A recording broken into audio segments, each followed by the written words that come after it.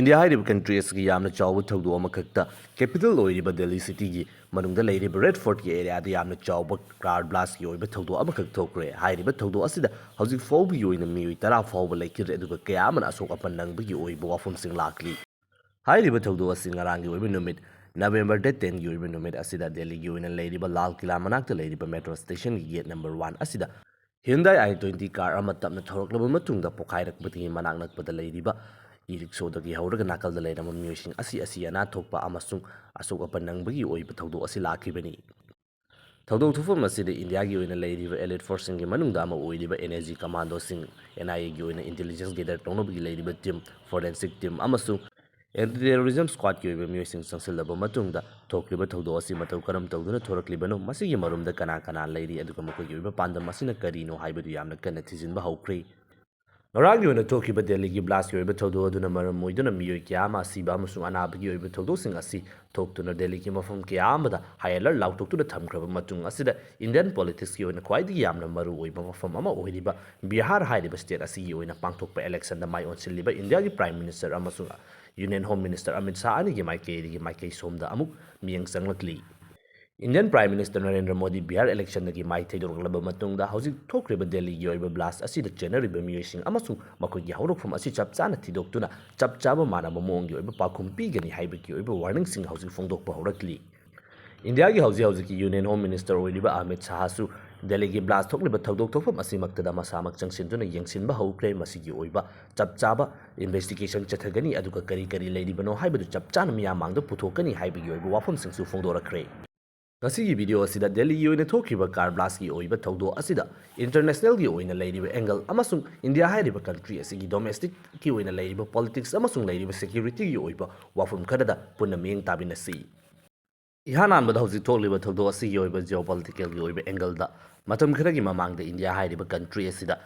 Pahalgam gi oiba yamna chawba terror attack ama chatharkraba matungda madugi response oina chatharakpa India gi operation Sindurna maram oiduna India amasung Pakistan hairiba yumthangnariba country asigi yamna chawba conflict ama laikre. Operation Sindur gi manung channa India amasung Pakistan gi oina ising yanabagi oina leiramba Indus Water Treaty adu India na suspend tawkhibdagi Pakistan gi maikaidi yamna kana pendaba India gi maikaidi sarakba dam fawba nuclear weapons sing sisinaduna thugaigani haibagi oiba warning fawba hanjin hanjin leiri masigi makha tarakpa oina amuksu Pakistan amasung Afghanistan hairiba country anisigi oina leiriba conflict asida Afghanistan ga India ga gi oina mari asi kahena cheselakba aduga hauzik maru oina India ga ngamkhai oiriba Sarkri ki oiba area da Pakistan amasung India ani gi oina leiriba military billaf asi aduki mati yamna kankalakba nakal ani maki maikaidigi military power projection asi nomo nomo gi henga narakba Masigumlaba maram kayasing asina country anisigi oina leiriba mari asida normalize tawba ngamdaba fibam amadagi hendoktuna nomo nomo gi hena tension wangkhalakpagi oiba matang ama yoksilaklibani matang asida nakal ani maki maikaidigi yamna tamthiraba warning kaya ama lepa laitana maru oina political gi oiba luchingmasingi maikaidigi pinaribani Masigumlaba matam asida Pakistan gi side tagi handak India ga karigumba lanfam ama thokpa taragadi khara yamna chawna mai pangnabagi damakta yamna kana sem sari haibu wafum singwa fongdoklingaida Hauji Russia hairiba country asigi oina advance oiraba kusukulai kaya amagi oiba technology asi huranabagi damakta Pakistan gi leiriba ISI agent singi maikaidigi honarambagi oiba thaudo ama hauji Russia da thoraklibani masida su maru oina S400 haiba missile defense system asigi oiba information asi huranabagi damakta honaramme haibagi oiba wafum asi fongdoknari maram asina karigumba S400 missile defense system gi oiba information asi fangamba taragadi India hairiba country asi su S400 missile asi operate tawbanina aduga maru oina mamangda thokhiba India amasung Pakistan gi oiba conflict adu S400 ki maikaidigi Pakistan na kapsilakpa drone oigera missile sing oigera irai laina intercept tawbadagi India da karigumba kodong thiba amatan nangkhidaba adu handaki matang asida bypass torakadra haibagi oiba akiba kya ama fongdoknaribani masida sunatana ikuikudringaida Jammu Kashmir gi oina leiriba police ki maikaidigi Mapalamda MBBS tamluba Dr. Faba yauna Dr. Miyoi Singh dagi aduki matik yamlaba bomb sing sabada changba explosive khusu khulai makal makha kya gi oiba polam sing even chemical gi oiba warfare forward chathaba yaba polam sing yawba kya ama policing gi maikei gi fakhi bagi oiba thodok sing leiri hairiba miyo sing asi Pakistan ga link lainaba miyo sing oiba na maram oiduna hauji India da karigumba achauba lalong ama chathare haiba gi oiba wafum asi hauji yamna kanna nainarakliba matang ama yawrabani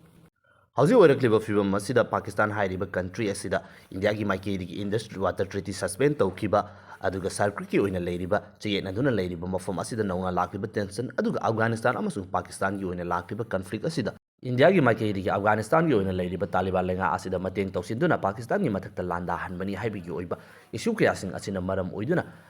Hauji yumthangnariba Pakistan hairiba country sigi maikeidi hanjin hanjin India hairiba country asida landfam amagi damakta warning torpa threat torpa asina maram oiduna thokliba thogdo asi Pakistan gi maikeidi achouba landfam amagi damakta sem saduna chatharakba lalong ama oiramgadra haibigi oiba angle asi maikei kya amadagi hauji lepa leitana phongdoknarakli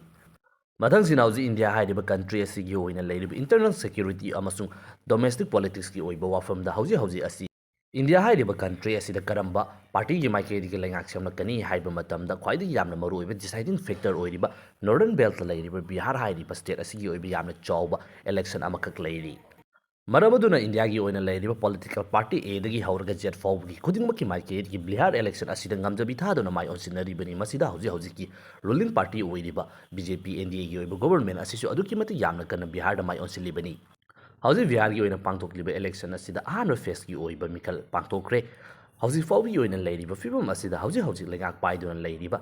ruling government gi oiba party asi Bihar gi mioi kya amagi maikeidi gi yamna kana pamdaba yaningdaba gi oiba saktam amakak tamna urakli masina maram oiduna hauji lakliba web asibu nathainabagi damakta Bihar election asida anauba narrative ama furaknabagi damakta thawdo asi atamnana thokhallabra haibagi oiba wangsing social media user kya amagi maikeidi gi lepa leitana adumak hangnarakli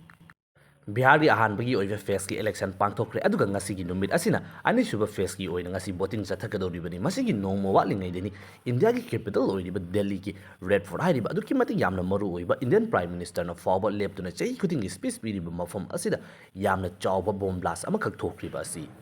Hauji thokriba thawdo asida amabu oigira international gi oina leiriba factor atopa country singi maikeidi ki chatharakpa landa oigira natragana India hairiba country sigi manungda leiba asibu yaningdaba thugaiba pamba kangbu singi maikeidi ki chathababu oigira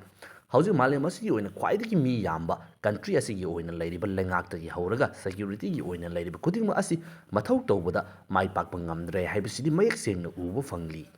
Hauji thawdo asi thokraba matungda miyoi kya ama laikidraba kya ama asopan nanglaba matung asida laikidraba miyoi sing amasung makogi oibi imungi nungaitabada saruk yari haiduna phongdokpada natana thawdo asi thohalliba kangbu singda chapchaba pakhum pigani chapchana laman singani haibu wafam sing asi phongdokjaba taragasu laikidraba miyoi sing adugi thawai adu halakadaba natte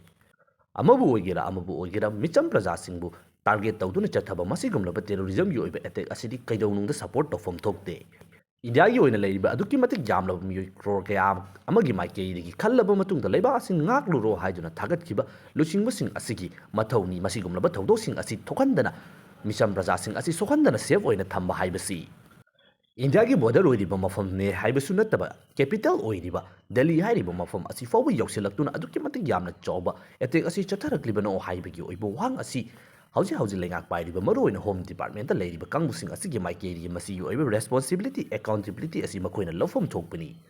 nakalamarom ngasi Delhi hairiba mafam asi malem asigi oina khwaidi yamna nuksit sengdaba mafam ama oirabani masina maram oiduna miyoi kya ama lambida thoraktuna nuksit ki oina fatriba fibam asibu semdoknabagi damakta lengakta yamna kanna ihausang senba protest tawriba matam ama khakni Madam kharagi mamangda Delhi hairiba mafam asida nuksit ki chang ase aduki mati yamna phalaktaba matam asida nuksit measure tawnabagi damakta leiriba machine asigi mamangda hanjin tanker kaya amana ising chaisinduna asengba data adu losinnabagi damakta honnaba khongthang kaya amasu laiki maramaduna hauji thokliba thawdosing asida Delhi hairiba mafam asidi hanjin chaitheng phangfam adumak oiduna leire